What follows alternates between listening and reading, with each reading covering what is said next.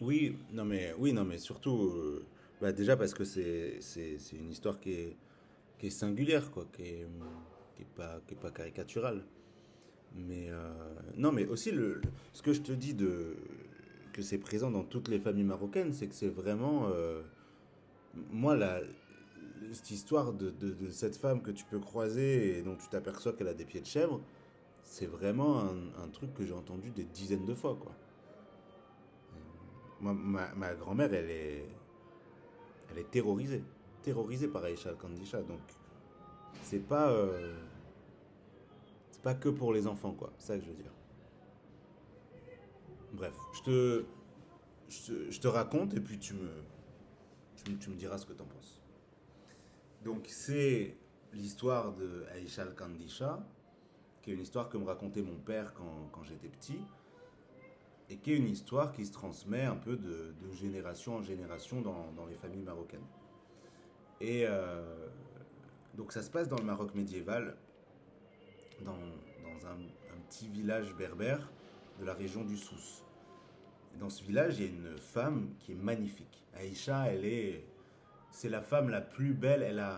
Elle a des yeux en amande, elle a la peau blanche, les cheveux noirs, d'un noir de jais, long qui lui arrive jusqu'aux hanches. Et tous les gens qui la croisent disent que c'est la femme la plus belle qu'ils aient jamais vue. Et depuis qu'elle est petite, c'est comme ça. Aïcha, tout le monde l'aime, tout le monde la trouve belle. Et en plus d'être belle, c'est déjà enfant, elle était très très douée, très aventurière. Elle se battait avec les garçons. Elle aimait la bagarre et elle était plus forte qu'eux. Aux grandes dames de son père, qui est un notable de la région et qui comprend pas pourquoi sa fille se bat avec des garçons, pourquoi en plus elle est plus forte qu'eux. Enfin, ça rentrait pas trop dans les conventions, quoi.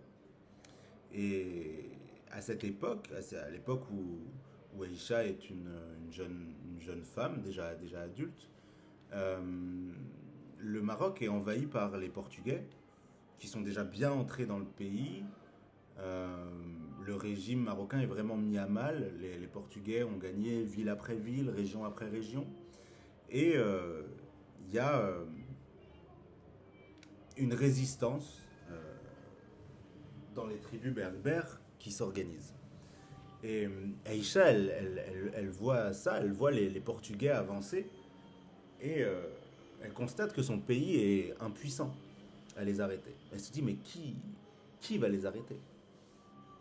Si personne peut le faire, bah c'est moi.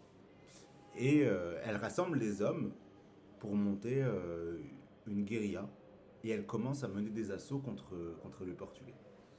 Les Portugais qui sont hilars en voyant une femme arriver à la tête de ce groupe d'hommes. Ils ont l'avantage, ils ont la confiance, ils gagnent bataille sur bataille. Qu'est-ce qu'elle veut? Qu'est-ce qu'elle fait la folle, ils se disent. Et elle gagne. Elle gagne une bataille, deux batailles, trois batailles. Et à chaque fois qu'elle mène un assaut, ensuite elle se replie. Elle rentre dans ces montagnes introuvables, inattaquables. Ils sont foudrage. Les Portugais sont foudrage.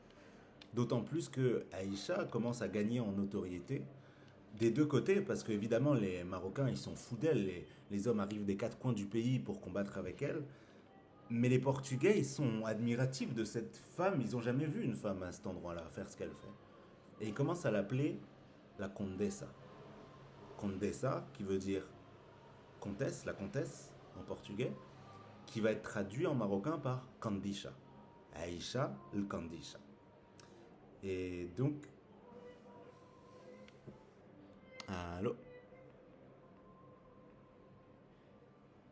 allô, t'es là?